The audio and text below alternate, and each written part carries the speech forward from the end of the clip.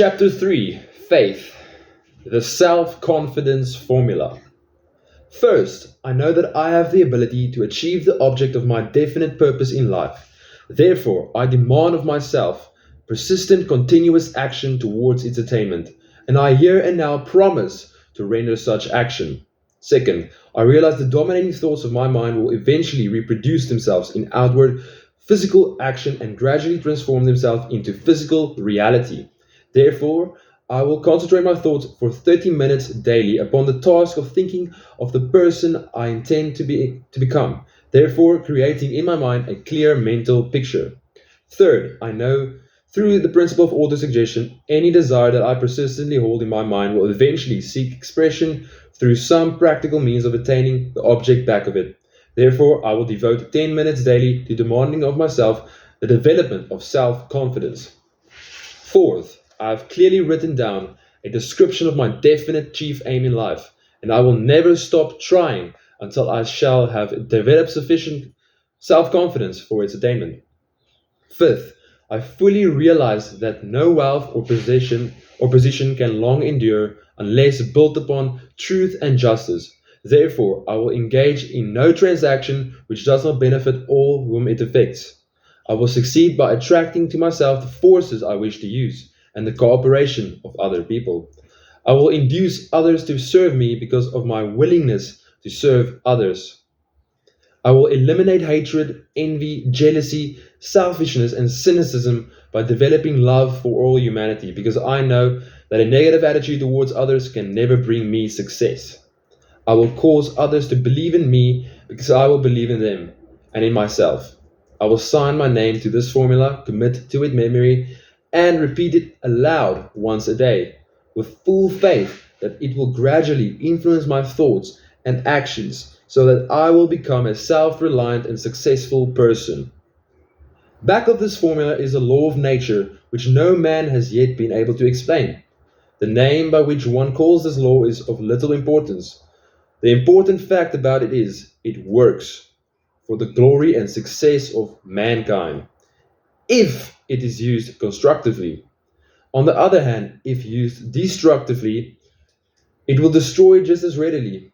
In this statement may be found a very significant truth, namely, that those who go down in defeat and end their lives in poverty, misery, and distress do so because of a negative application of the principle of autosuggestion. The cause may be found in the fact that all impulses of thought have a tendency to clothe themselves in their physical equivalent.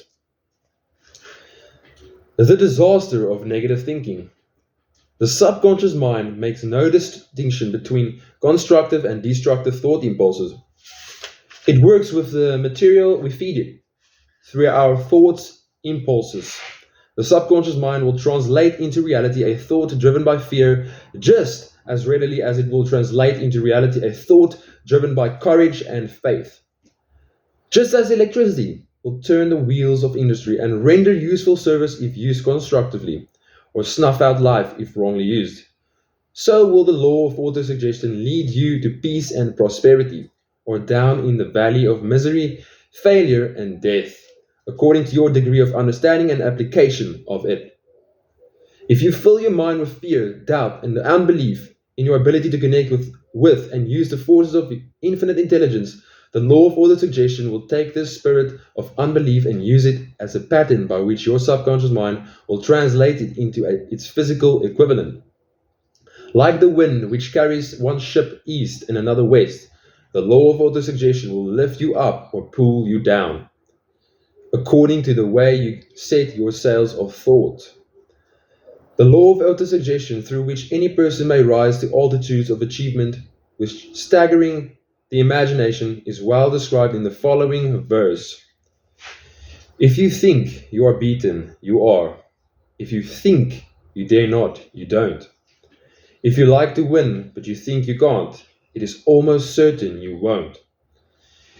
If you think you'll lose, you're lost. For out in the world we find success begins with a fellow's will. It's all the state of mind. If you think you are outclassed, you are. You've got to think high to rise. You've got to be sure of yourself before you can ever win a prize. Life's battle Life's battles don't always go to the stronger or faster man, but soon or late, the man who wins is the man who thinks he can.